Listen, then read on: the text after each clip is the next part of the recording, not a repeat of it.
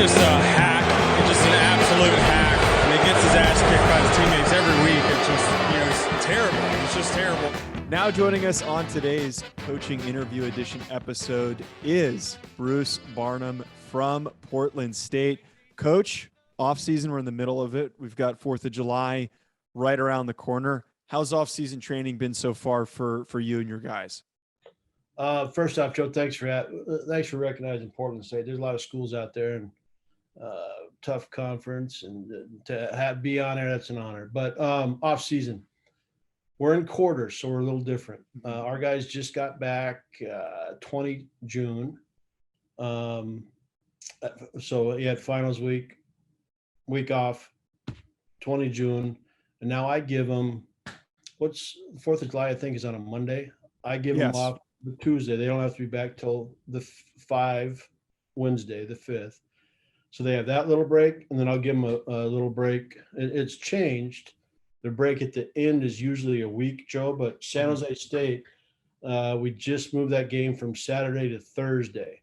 So we're actually coming back on the 2nd instead of the 4th of August. We'll be back 2 August. So their break at the end is a little shorter, but they're working hard. I used to say, excuse me, it's because of COVID. There's so many student athletes out here. Yeah. But I don't think that now, because the guys out here, they're working hard. There's a lot of them, great numbers, and they're getting after it.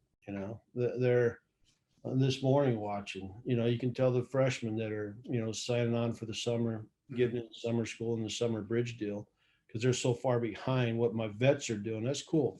That means I got a chance. So just curious, you mentioned the scheduling change for the San Jose State game. Was there a particular reason for that, or is that just a schedule shuffling? You know what, Joe? You're going to get me. I'll probably get in trouble on this podcast, but Mike, one of my sports information guys, said just be you. Here's what's happened. Uh-huh.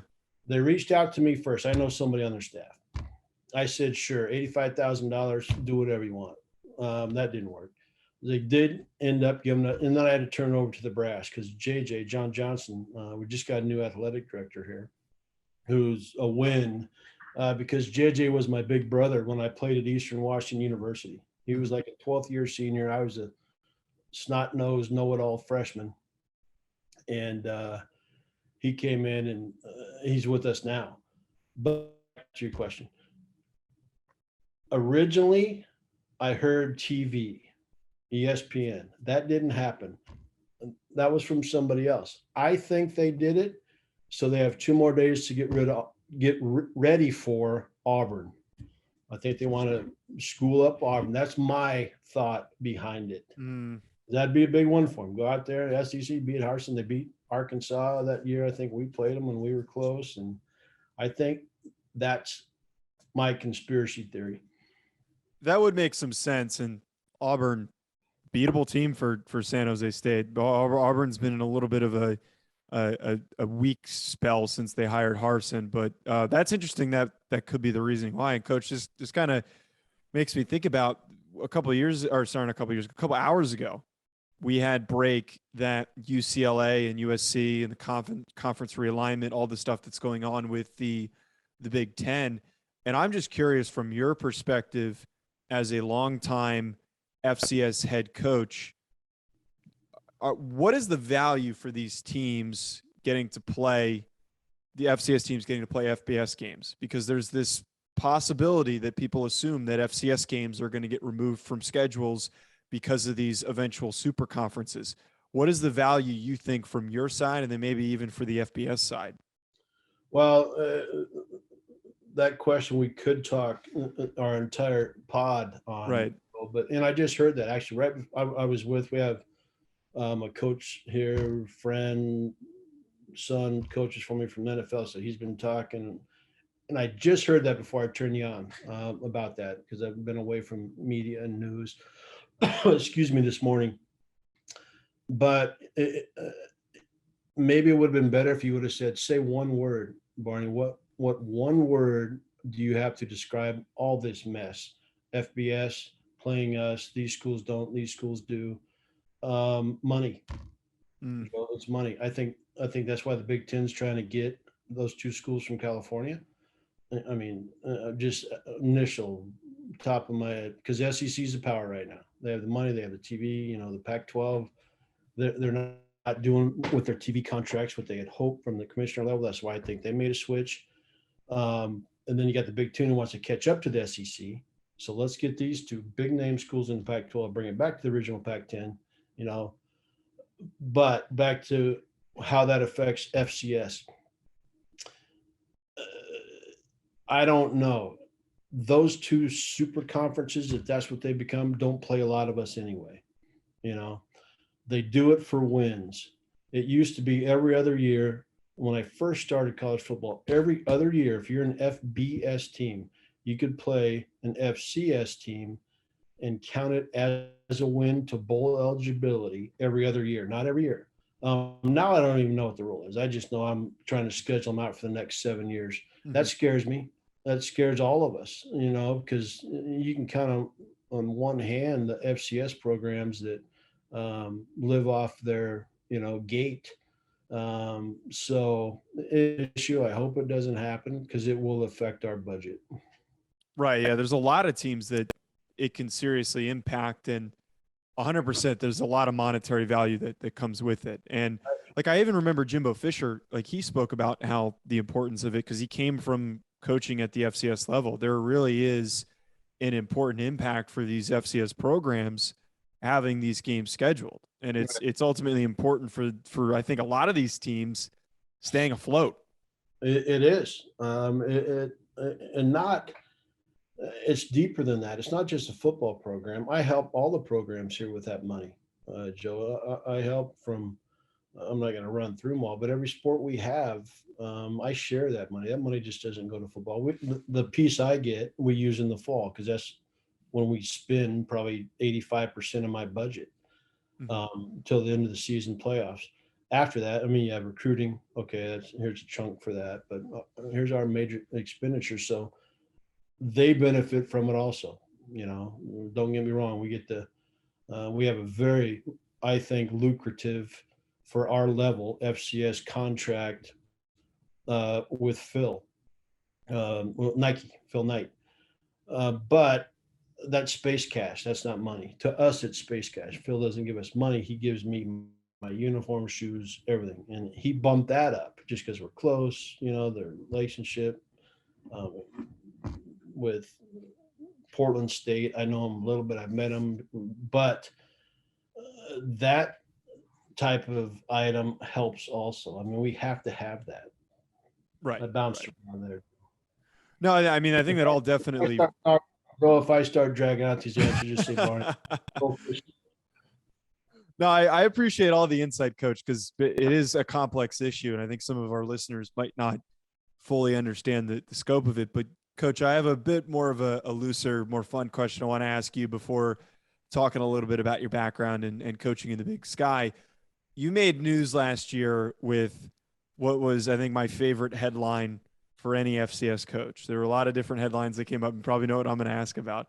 Which is where you offered to buy the fans beer for a game, and you end up spending $14,000 on beer for your fans. I got two parts to this question. So first, what inspired that? Because that was, again, the best marketing strategy. And I was tapped in as soon as I saw that. I was tracking you guys. I wanted to know how the season went after that. Well, how did it start? I'm sitting with our marketing people. What can we do? What do you want, Barney? How can we get people to the game? And everybody, the trick to marketing they tell you is don't give away tickets. They have to buy their ticket. I said, oh, that's easy. We're dinking around before I had my weekly radio show, and I said, make them buy their ticket. I said, let's buy their beer.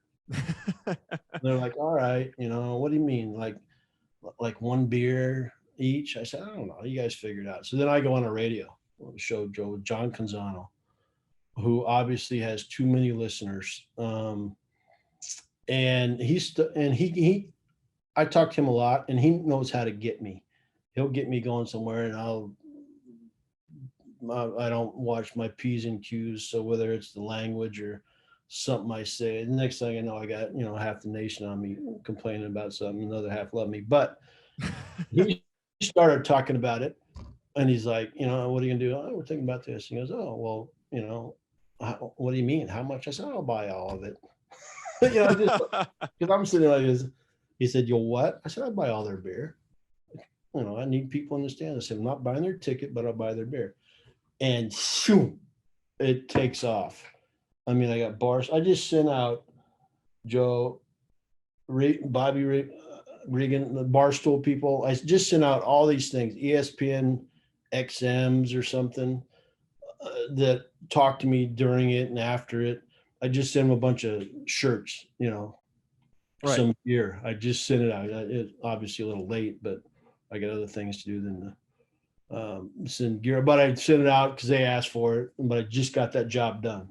So I have to admit, though, that definitely is the best marketing strategy that It I've worked. seen, because you can rally a group of people around some free beer and it put people in the stands. Are you planning to do that again this year, though? Because I want to come if you're doing it again. They do have a plan. I'll tell you in a second. But here's a follow-up, Joe, Okay. that I've told nobody about that receipt, about that money from this university. After the game, they come up. The president's at the game. Great turnout. Everybody's happy. There's tents up. There's, and we're winning some kind of thing. And I told them to shut that off after the third quarter. I hope they did that. Anyway, after the game, happy, everybody's shaking hands. Somebody comes up and says, the president had the greatest time ever. My marketing person. I said, yeah, hey, Trinity, sorry to put you in this spot, but nice work. You pulled it off. She said, the president offered, he said, you tell Barney, because he was all happy, helped the board of trustees, and I even bought them a couple, little snacks with their beer. But Dot's Pretzels, actually, Dot, one of my other big sponsors, but he's offered to pay for half. And I said, really? Yeah. But then he said, and she said, he was walking away. He goes, how much was it? She goes, $14,106. He goes, wait, don't tell Barney that. So she told me that. Then I get back. Here's Monday now. We're preparing for the next game. Here's Monday. And I haven't heard anything. I mean, I'm like, how can you pay somebody $14,000? Excuse me, all my credit cards are tapped. I'm like, how can I get this done? But the next thing I know, the receipt, one of our marketing people puts the receipt out, they tweeted it out. Yeah. I remember the graphic. So I looked at it and I said, whoa, Nelly, they showed actually had my credit card number on it and everything. I said, get that off the internet. I didn't realize that was the real receipt. I thought that was like a created graphic. They pulled the real one. Okay. I was going to have half of America have my credit card number. So they made up a receipt. They said, we'll kind of do it with the correct how much it was. I said, great, but come on, help me out here. Well, nobody's going to look at it, Barney. I'm like, I don't want one person looking at it. Anyway, now click to Monday. I get a call from the tower, the pres, and he's like, Barney, he said, we could have never bought that much marketing for $14,000 for this university ever. And he said, I want you to know I'm going to pay for it all. And I said, are you kidding me, Chief? Wow. President Percy, I said, you know what? That's the best news I've heard all season. Thank you. So he did. He took care of me. He did tell me, maybe watch what you say on the radio next time. I said, but they bailed me out. The school bailed me out. I haven't told them. People around here know that, and my friends, Joe, but they're now now the country knows it. Well, I'm glad that the university is backing a venture like this. But so are they planning and want to do something similar this year? Because I'm not too far. I'm in Los Angeles. I want to make the trip if there's a free beer game. Here's this year. They just showed it to me because there was some argument going on. There's going to be a beer mug, 1,000 of them they ordered, or that's the first order. I don't know what they're going to, with my face on it. And now you buy a ticket. I don't know exactly what their deal is. Mm-hmm. I think it's if you buy a ticket and you buy your mug, you drink all game. Something I don't know exactly. Don't Okay. quote me on it, but I know they just bought a bunch of mugs and they said, "Can we do this?" I said, "No, you're not putting my face on anything." And people are going to be burning those in Portland. But I finally agreed because 4 of them came in my office. I said, "Fine." I said, "Go ahead and do it." I said, "Mark it up, so I look like somebody cool." Um, but that's this year's promotion. I don't know what game it is. They're doing it. They're doing it. So I'm excited. I'm gonna try and make it to that game. So I'll keep my eye. What's the opponent for that game, or has that not been I determined don't yet? know yet. Okay. I'm not that deep in shoot. I'm watching Montana. I mean, Right. between recruiting right now, we just had a guy in yesterday, Joe, and I think maybe one more. But I'm kind of filling out my team right now, so I haven't spent a lot of time on that side of the hallway. They just come over when they have questions that pertain specifically to me or what's going on. But they're getting it together. I'm not sure what game, um, so we'll see. Coach, speaking on, you mentioned you're preparing for Montana. You Mhm. mentioned earlier that you played for Eastern Washington. You also coached Mhm. at Idaho State. What do you think it takes to be successful in such a high caliber conference at the FCS level? Well, that's the quest, right? I mean, I was in the when I didn't play. I should rehash that. I was on the team at Eastern Washington University. Okay. I did play. I was on the team. I was awful. That's probably why I coached. I love studying the game, but they put me in one game, I think, because they heard my parents were there. Anyway, um, so much that goes into that. Is it facilities? Is it people? Is it what? Is it the support from your university? This is I rate Missouri Valley and us as far as FCS. I just looked at our schedule. I have 3 ranked. The first conference game, Montana, they're going to probably be in the top 5. You know, so it affects things that people will never see. For instance, I just got a charter flight. I try to keep my budget to 1.5 charters a year. I usually use it for a Cal Poly because it's kind of a mess to get there. I used it on Montana this year because I want no hiccups. I don't want to take a bus on a Thursday and Americana tour. I want to get on the plane, get there, game, sleep, game, eat, win, home. So I burnt my um, flight, my full charter on that game because that's an important game, and it's fun winning there. I've been lucky enough to bring a team in there and win, but I mean, there's a lot that goes into it. Joe, weight room, nutrition, who can you recruit, your stipend, what is your cost of living? What does a kid get when he lives off campus? And everybody has their own battles. It's, the ones at the top are the ones who don't have to check as many boxes as far as those things. I talked about facilities, nutrition, coaches. How many coaches are we at a full allotment? Coaches are our scholarships at a full allotment? What's the support from campus? There's a lot that goes into that. So essentially, what I've done, I have 5. They're here on my desk somewhere, but I think I repeated them all. Those 5 things I think you need to win. So this year I went and said, okay, I need to, and I don't have them all here. I'm not complaining about it. I'm trying to fix it.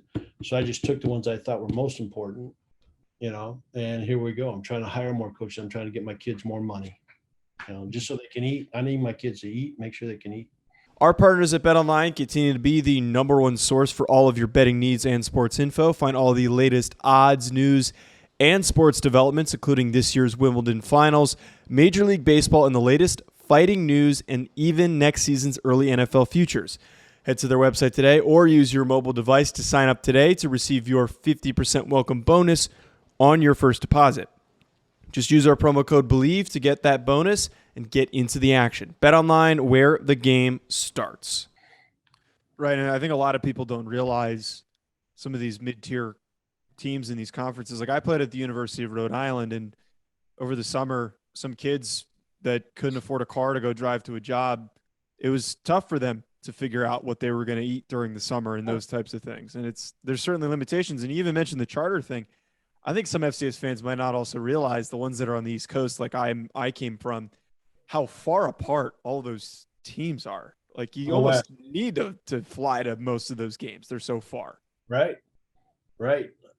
And it's different. I mean, back east, you're driving, you can't even tell, and all of a sudden you're in another state. Yeah. Especially Rhode Island. If you went there, who'd you play for? Who was your head coach? Coach Jim Fleming.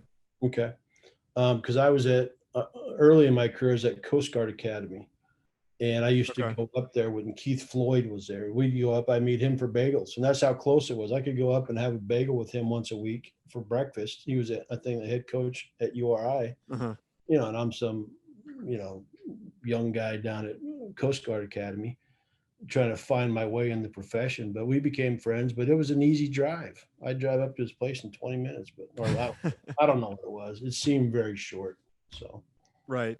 So, Coach, last question I got for you. We're in such a complicated era of college football. We're talking a little bit about the conference realignment, and then now the new wave of things that has come into play is NIL. And we had on the show a little bit ago South Dakota State tight end Tucker Kraft, who talked about how he didn't enter the portal. He has no intention of leaving South Dakota State, but he had teams coming to him, Power 5 teams coming to him and offering him money to leave, enter the portal, and come to their programs.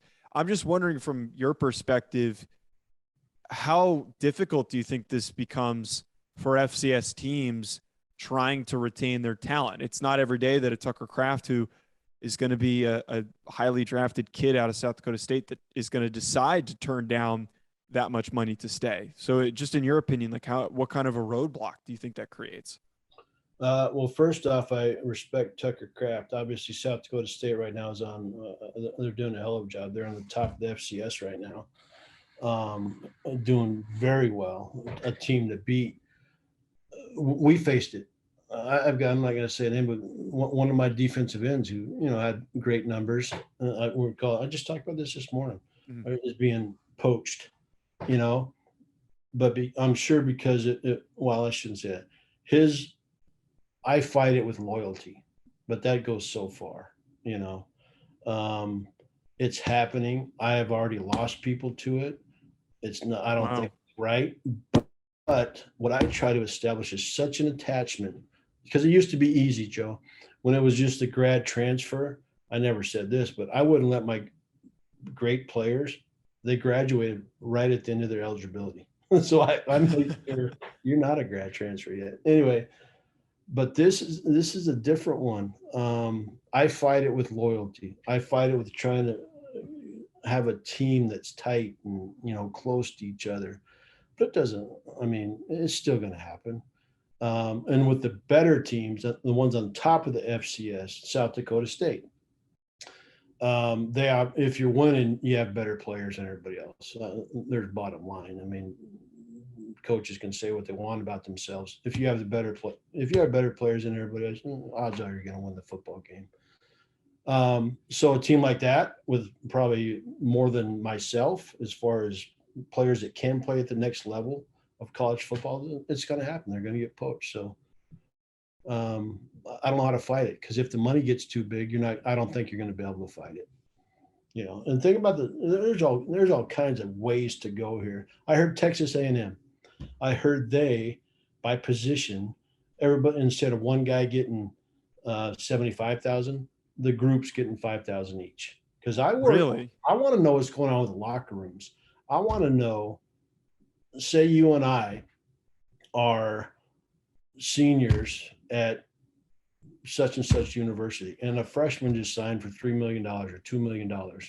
And we know that, the media knows it, and we're sitting in that locker room looking at this student athlete. I mean, how do you keep that together? Yeah, it's a new power dynamic. I mean, it happens in the pros a lot too, where different guys are making different money, and it's a power struggle. Right. And I think it's going to affect the pros. What happens when a guy comes in at a big time program? I'm talking to Power 5, Joe, not FCS now, and you're an FCS podcast, but NIL is it's grand issue. Yeah. It's that monster that you see on I forget all the words, on Stranger Things. Oh, I know what you're talking about. Yeah. But what are you going to do when we're talking NFL now? Mhm. You go to Ohio, I'm not going to say the name. You go to a big school that has money, and you get out of there and you have $6 million in your account. And now an NFL team wants to sign you and you're going to play for whatever, $700,000 a year. Where's that motivation? That might be the first place you ever get since your college career started, that you haven't been catered to, loved up. You're the guy. Now you got to have to go into NFL locker room and fight for a job. I wonder about that dynamic. I mean, there's so many things we could throw out there, but NIL, I think it's going to lead. And I heard rumors of this. I don't know if it's going to happen. I think it's going to lead to the NCAA saying, boom, wash our hands. We're in charge of championships, period. Nothing else. By conference, you decide. NIL, recruiting, how many coaches, all the other stuff that the NCAA does that I think just turns into a bunch of lawsuits for them. COVID waivers, COVID redshirt, all that. I think they're going to wash their hands up because they get enough money. They get enough. Yeah. They can live that way, just being in charge of championships. I mean, shoot, they could even say we're just in charge of March Madness and still be one hell of a company. Yeah, because they almost don't even really do anything with the college football playoff because, if I'm correct, it's almost its own entity at this point. That's what I mean. But if they can, well, their baby, obviously, Mm-hmm. we're just talking money again, is that basketball tournament. Right. Anyway, I rambled way too much on your answers, Joe. No, this is all great information, Coach, and I really appreciate you coming on to talk with us. That was all I really wanted to go over and chat with you about today, and really appreciate everything. We're going to be rooting for you this season. I'm going to try and do whatever I can to make it up on that trip for the beer mug game because it sounds like a fun time. I'll see if I can drag my my co-host who is an offensive lineman. He loves beer, so I'm sure that won't take too much to coax him into doing it. But Coach, thank you so much. We'll be rooting for you. Enjoy the rest of the offseason and the upcoming season. Thank you very much. Thanks for having us, Joe. Much appreciated. I have an important data on your show.